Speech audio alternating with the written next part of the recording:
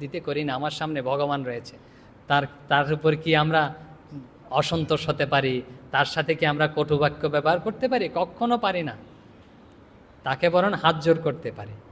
এই জন্য শ্রীরামকৃষ্ণ বলছেন, দূর দয়া করার তুই কে? তাকে কি আমরা দয়া করতে পারি? ভগবানকে কখনো দয়া করতে পারি না। বলছে সাক্ষাৎ তার সেবা করতে পারি। এই জন্য শ্রীরামকৃষ্ণ বলছেন জীবের সেবা। তো স্বামীজি এই কথা ব্যাখ্যা করতে গিয়ে অন্যান্য জায়গায় বলেছেন যে, স্বামী বিবেকানন্দ বলছেন, কাউকে তুমি কিছু দিচ্ছ, সে যদি এটা গ্রহণ করে না, তখন তুমি তার প্রতি অনুরক্ত হও। কীরকম? যে তুমি এটা যে গ্রহণ করেছো না, তুমি আমার প্রতি কৃপা করেছো। যে আমি তোমাকে দিয়ে আমি কিছু একটা হয়ে গেলাম, গর্বিত বোধ করা তা নয় কিন্তু, কারণ ভগবানকে দিচ্ছি। ভগবান যে আমার কাছে কোনো কিছু গ্রহণ করে না, তাহলে কি করবো? আমি তার প্রতি তো শ্রদ্ধাশীল, কৃপাবাদ, তুমি আমাকে কৃপা করেছো, এইটাই আসবে। এখন এই কথা স্বামী এই শ্রীরামকৃষ্ণ বলেছেন। কি বলেছেন? এখানে ওই যে আমাদের সবাই জানে এই বাণী কোথায় বলেছেন?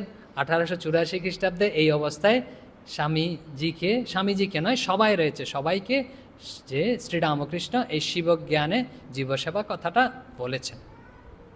এখন সবাই কিন্তু ওখানে ছিল, সবাই কিন্তু এর গভীর অর্থ ধরতে পারেনি।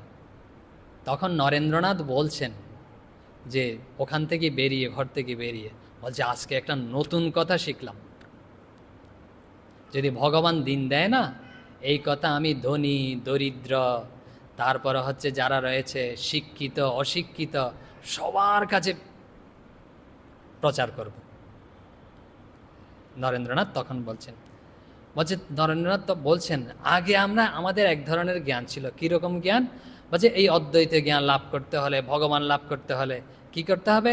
সংসার, তারপরে অন্যের প্রতি স্নেহ মমতা ভালোবাসা সব কিছু ছেড়ে দিতে হবে। সব কিছু, এই হৃদয়ের কোমল ভাব ত্যাগ করতে হবে। ত্যাগ করে কোথায় চলে যেতে হবে?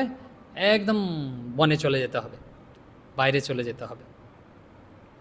এ কথা আমরা শুনে এসছি প্রথম থেকে, কারণ আরণ্যক নাম তো এই জন্য হয়েছে, অরণ্যে চলে যেতে হবে। কিন্তু এখন দেখতে পাচ্ছি, বলছে এগুলো তো আসলে ধর্মপথের বাধা নয়, প্রকৃত ধর্ম লাভ করার, ভগবান লাভ করার পথে এগুলো বাধা নয়। নরেন্দ্র বলছে এখন কি করতে হবে আমাদের? তিনি বলছেন, বলছে বনের বেদান্তকে ঘরে আনা যায়, সংসারের সকল কাজে তাকে অবলম্বন করতে পারা যায়, সব কাজে তাকে অবলম্বন করতে পারা যায়। কিভাবে? যে জানেন যে আমার সামনে আমার পুত্র রয়েছে, স্ত্রী রয়েছে, তাদের মধ্যে ভগবান রয়েছে। তাদের উদ্দেশ্যে যদি আমি কিছু করি, তাহলে ভগবানকেই করছি। যদি স্ত্রী বুদ্ধিতে পুত্র বুদ্ধিতে করি, কিন্তু